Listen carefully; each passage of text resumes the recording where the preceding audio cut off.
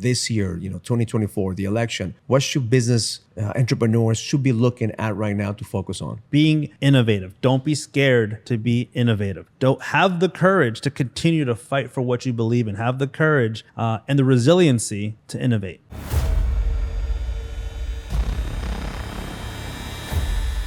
Welcome to the King's Code Podcast.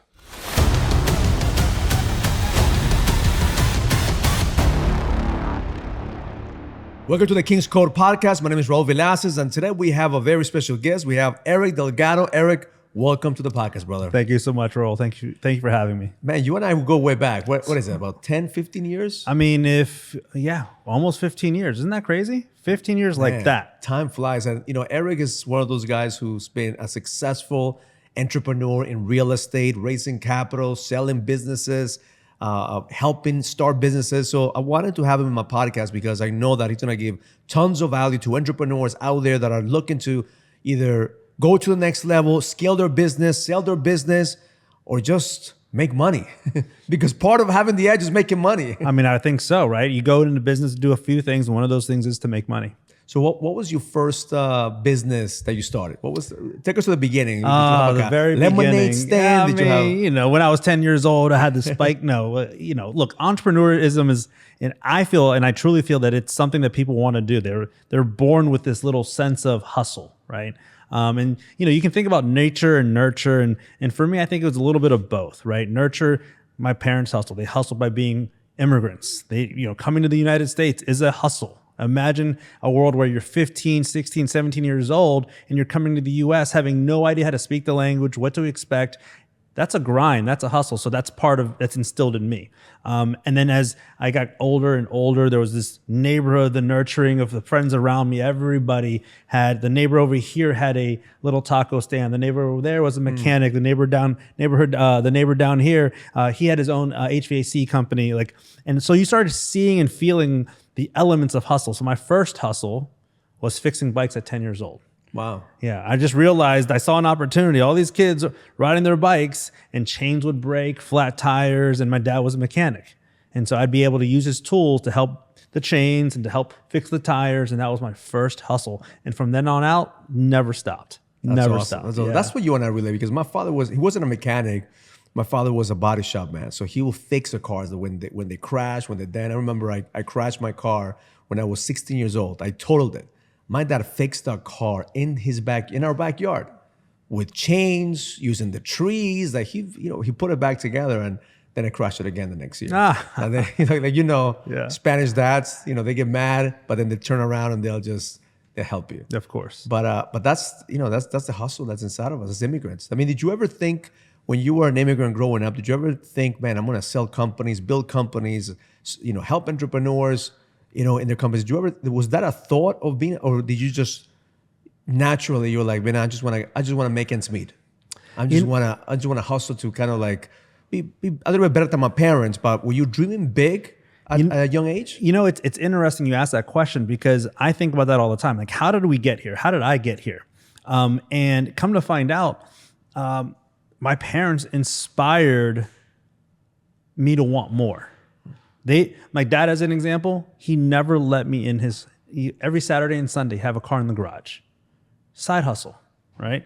And I say, hey, Dad, let me go in and let me try to help you. He's like, nope, you're going to college. Nope, you're going to college. The Greek family across the street, same thing. They were contractors. They had a taco stand. Greek people owning a taco stand. Imagine that, right? They didn't let their kids hustle in their industries, and now both of their kids super successful. In fact, one of the kids, a kid I grew up with, 400 restaurants across the U.S. publicly traded, right? And so I think I owe this mentality of thinking bigger to my parents. But it doesn't stop there, right? It's not because my parents want me to get more. It inspired me to get more. They would show me what it would be like to have more, what it would be like to get more, what it would be like to work harder and win above the competition. And it just drove me just to go out and really want to get it, right? Just want to go out and go and get it. The hunger. Yeah. The hunger is something that at 46 years old, I'll be 47 next week. Believe it or not, I know I look good. Same thing with me, man. I'm 47 years old, man. I'm reversing age. You know what I mean? All the time. Yeah. We don't get older. We just get better. We right? get better. That's it. The hunger's still there. Yeah, it is still there. And I think it's part of who we are. I think the immigrants have an unfair advantage. An unfair advantage that we knew from the beginning that we were lucky to be here. Like, there's people out in other countries that are dying to come to the United States. The fact that we're here, that we won the lottery. I remember my parents taking me to clean offices because my mom and my dad had like a cleaning company, or actually it wasn't even their company. They were cleaning crew. And they used to take my brother and I after school to clean offices. I remember looking at this, I was like, wow, it's an executive sitting here. Like, one day I'm gonna work in this building. One day I'm gonna be in this building. And that's where the dream began, like seeing the possibility. Like, I'm here cleaning offices today, but one day I'm gonna be sitting in that desk. And as I grew in my real estate company, I actually rented in one of those buildings that my mom used to clean. And Isn't that crazy? one of my, what I tell my kids is like, you have to have not having a dream will cost you. Having a dream is free. Dreaming is free. Not having one will cost you. So what would you say when you were growing up and the dreams that you had? When was the first time that you struggled and you say, you know what, maybe this is not for me. Maybe entrepreneurship is not for me. Maybe I'm gonna give up. Like, what happened when did you hit a wall at one point in your life that you felt like, man, I'm not made for this? You know, it's first off, being an entrepreneur takes a lot of courage, right? Like, if you look out and you see, we just had this conversation with one of our colleagues here earlier, literally 20, 30 minutes ago. Some people are told what their future is going to be. Your future is here, and there's that ceiling. And people tend to get scared to try to break through that ceiling. They're comfortable knowing that as long as I make it to here, I'm good. But being an entrepreneur takes courage. And so number one is the courage it takes to say, you know what, I'm gonna go all in is super imperative. But then that courage gets tested. And so when you're asking one of the clear memory, I remember at 23 years old, my business partner and I in New Orleans, we were called in, we were nightclub promoters. Think about that. Nightclub promoters, we had a record company on the side. We think we were going to be on MTV, accepting VMAs. That was the dream. The goal was to be the girls around. P. Diddy. It was going to be awesome, right? It was going to be so Hollywood.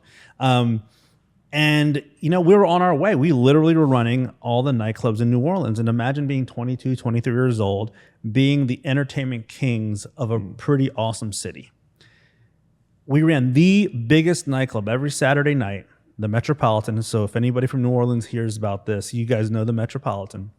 We got called in by the owner. And I just know that that's not, when you get called in, hey, come meet me and come sit down. We get into his office and he says, boys, not even men. He says, boys, I don't think we need you anymore. Wow. Pulled the rug underneath you. I mean, we're talking 2,000, 3,000 people every Saturday night paying $20 a head. And when you're 23 years old, you do the math. That's pretty good money. All of a sudden gone just like that. And we said, hey, Mr. Chip, starting when? He's like, this Saturday. And talk about a big kick in the butt. Talk about like a punch in the nose. And so my business partner, Robert, and I walked out of there. We looked at each other and we're like, this is it. We're done. We're sunk. We've got a staff. We got a team. We've got office. We have expenses. We're done. Might as well just chalk it up as a loss. Like, let's go out. Ro had a big old opportunity in New York. I had a big opportunity in DC. We're like, let's just do those opportunities and forget that, we're entrepreneurs, because we're really not. But the next day we both woke up, we called each other, we met at our favorite little Mediterranean restaurant. We ate all the hummus and free bread. And we say, we're gonna do this. We're gonna do this. And we haven't looked back. And it's those losses, it's those punches in the face, it's those hardships that really test, because you already have courage. Now it's testing your resiliency. Yeah. Because now entrepreneurs, that's the second level. It's like you have courage to do it, but how resilient can you be? And I think that's the secret for succeeding in the business is really being able to take those punches, fall down, and getting back up again. That's right. Because that's gonna make you wiser. It's gonna make you stronger, and then you're gonna start realizing like I'm made for this. I'm made for the battlefield. Like I look at entrepreneurship as a battle. Like I tell my guys, the guys that you've been to my boot camp, you've been through the programs that we've created here at the next level, and I tell them this is a battlefield. Like if you're not preparing yourself mentally, spiritually, physically to face those battles, you're gonna get punched in the face. You're gonna lose. But if you make it through, you're gonna make a difference. Because I feel like entrepreneurship is a spiritual game. Like nobody goes into one day and said, I'm gonna open up a business because I wanna have more time or I wanna have more freedom. It's more of I have a cause, I have a fire, I have a vision, I have a mission in life. And then you're gonna align your mission, your vision with your business. So tell us about some of the companies that you saw. What are some of the projects that you worked on? So kind of the people are listening realize that, man, like this is a man that has paid the price, that's been through battles, has lost, and has also won battles. Oh, look, the winning doesn't taste as good unless you know what it feels like to lose, right? Winning, popping the champagne and doing the celebratory dinners and, hugging your colleagues, your partners, your family, it feels so much better if and only if you've experienced the losses. Yeah. Right. And so some of the wins, it's super interesting because I go back to my first real business partner, Robert, and I have to congratulate him.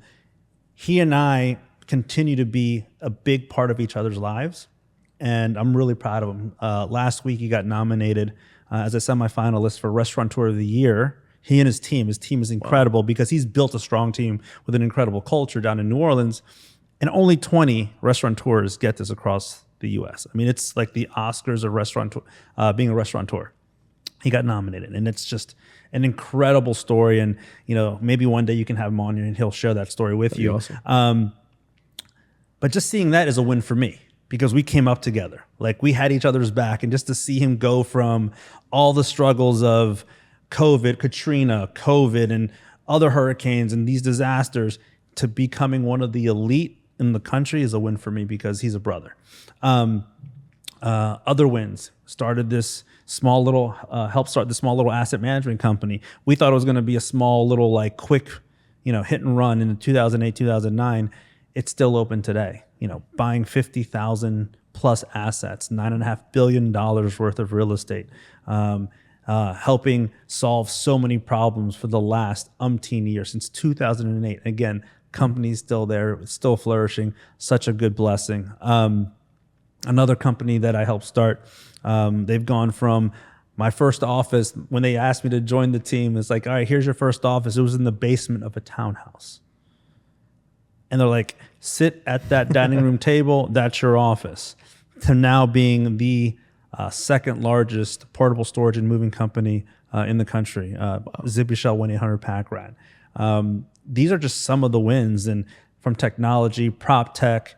We own a publishing company. We're about to release a cookbook from Elon Musk's brother in March, which is going to be really fun. Who would have thought that we would be in that same sphere, in that same universe? You were telling me about that. His 20-hour book that I'm going to definitely listen to. We just keep on like winning. We keep on winning. Now, not every win is going to be huge, right? A good friend of mine started a company called SWAG, Small Wins Equals Great Success. It's an acronym. And so what I live by and what I hope other people that listen to me live by is you don't have to hit home runs. You don't have to hit triples. Base hits. Base hit brings in runs. Small wins equals great success. And so some of our wins aren't huge, but they're wins. And the more wins, big, medium, or large, the more points you'll score. So what would you say to an entrepreneur right now that's struggling in the center? I love the story, Eric, great. But what can I focus on right now that is 2024, that is a year of election, and I have payroll, I have employees, I have customers. What would you say to that entrepreneur so he doesn't lose hope and he doesn't lose his certainty in the middle of chaos? See, look, chaos, there's only two ways, like two outcomes in chaos. Succumbing to chaos or beating the chaos. There's no middle ground. Like you're either going to get punched and get knocked out or you're going to fight through it, right? That's like, we've been young and dumb in the past. If you've ever been to a bar fight and get back in the corner, you don't have many options. You either take it or you fight your way out.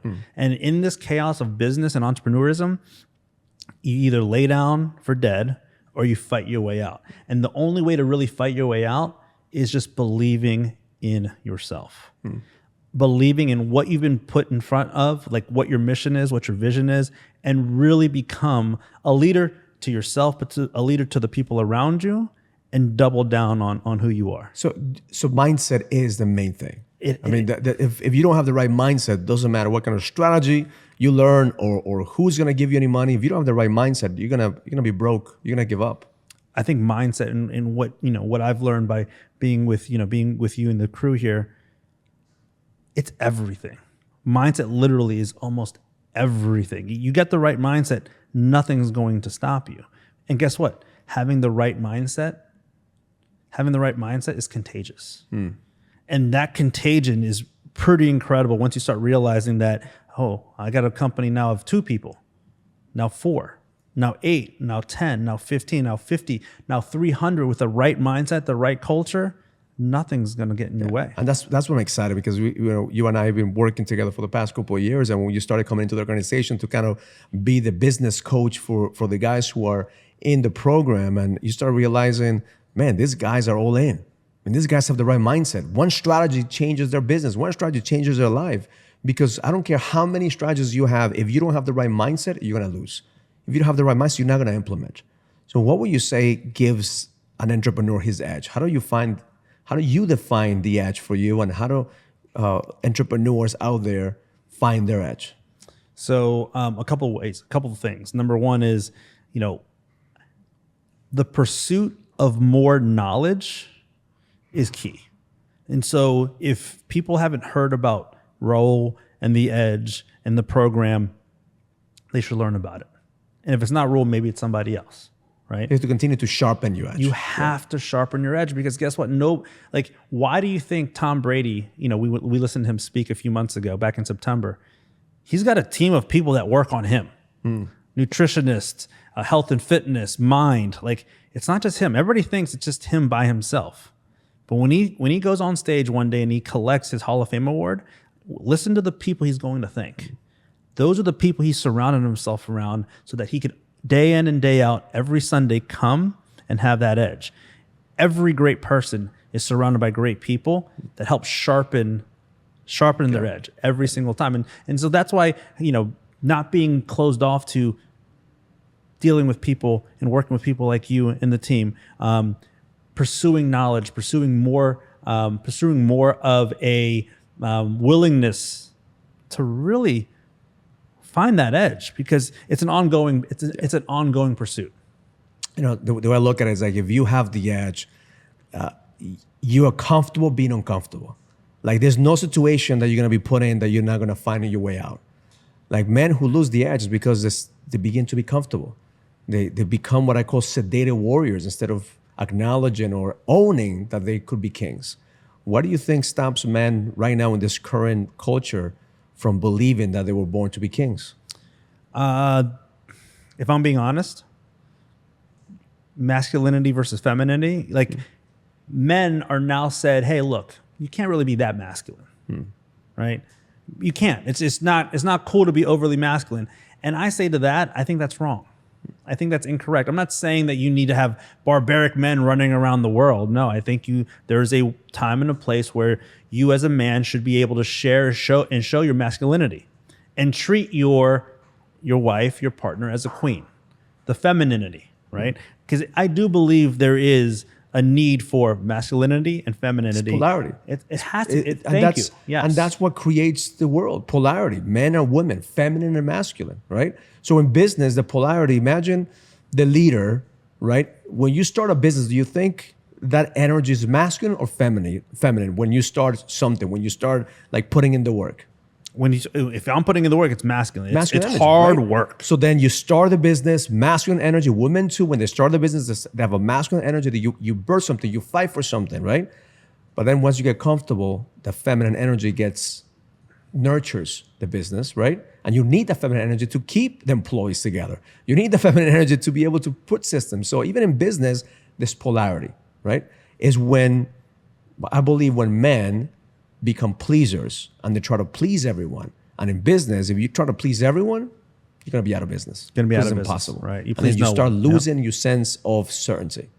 And then in the feminine energy, when they're out of integrity, they don't want to nurture anymore. So we need to make sure that even in our business, we have feminine and masculine energy to be able to grow and expand. Without those polarities, we're done. Listen, I think part of what I've taken in the many years that you and I have known each other, and what I admire you a lot for, is the ability to share that polarity. How can somebody like myself, because I never would have thought in a million years that I would have this like feminine energy to do A, B, C, and D. But guess what? Like it's the sensitivity, the way to like cultivate, the way to drive. But at the same time, you've got that masculine energy to go all in, to take the chances, to take the risks. And again, when you hear those two words, because there'll be people on this podcast that will see this and say, Eric, what are you talking about? Masculine and feminine. What are you talking? Are you crazy? I think it's natural that we all understand that this energy is real. This energy is needed. At the core, who are you in your core, right? And then owning who you are in your core. I think you're right. Most men are losing the edge because they're not owning their masculine energy. And so what we do is that we react to life. We become pleasers and we want to get beat down. And we attract women that beat men down. Imagine a woman doesn't want to be with a man that doesn't own himself. A woman wants to be a man that takes charge, wants to be a leader. Same thing in business. People don't want to work with a man that they don't see that they're going to take him to the next level. They don't see that they're going to go to battle with. So we have to make sure that if we have the edge, we own who we are. The masculine energy is the energy that's going to create. The feminine energy is the energy that's going to cultivate and is going to nurture. Just know how to use those polarities to be able to level up. That's right. 100%, man. I couldn't agree with you more. So to end the podcast, give the audience a little bit more of what is the main thing that an entrepreneur right now that's looking to scale their business, that wants to really take advantage of this year, 2024, the election. What should business entrepreneurs should be looking at right now to focus on? Right now, they should really, in my opinion, don't be afraid to go all in and to innovate. No matter what you do, no matter like what kind of service or what kind of product you have, there's a better way of making it. There's a better way of doing it. Being innovative. Don't be scared to be innovative. Don't have the courage to continue to fight for what you believe in. Have the courage and the resiliency to innovate. Courage, resiliency, innovation. If you can put all those three together, this 2024, the elections, no matter what happens, even an apocalypse, you'll still be able to continue to move forward. And that's what I tell my guys all the time. But right now is the best time for you to expand. Focus on expansion. Like, don't go back. When people are fearful right now, you have to be courageous. I think that's a quote from Buffett. Warren Buffett, correct. Right? He said, like, when people are afraid or fearful, be courageous. When people are courageous, now be a little bit skeptical. Right? So now is not the time for you to be skeptical. Now is not the time for you to be fearful. Now is the time for you to be courageous, for you to have certainty, to figure out what's your next move. How do I bring innovation? How do I create more leadership? Because I think that the most important part for every entrepreneur is to build leadership, to build a foundation of leadership, build your leaders around you, get your mindset right, to make sure you get your money right at the same time. Dream big. Have that's a big vision. Big vision. And you said leadership, and I know we're going to close this out. Finding the right people. I can't tell you the people that I surround myself with, the people that are here, and we have an offshore company in Serbia, the people that I have in Belgrade, the people that I have here. Surround yourself with good people, hardworking people, smart people, people that are willing to go in that arena with you. What's going to stop? Proximity is power, brother. That's it, Proximity is right. Thank you for being here, brother. Bet, I appreciate you. So thank you for watching this podcast. If you like this podcast, make sure you watch another King's School podcast right here.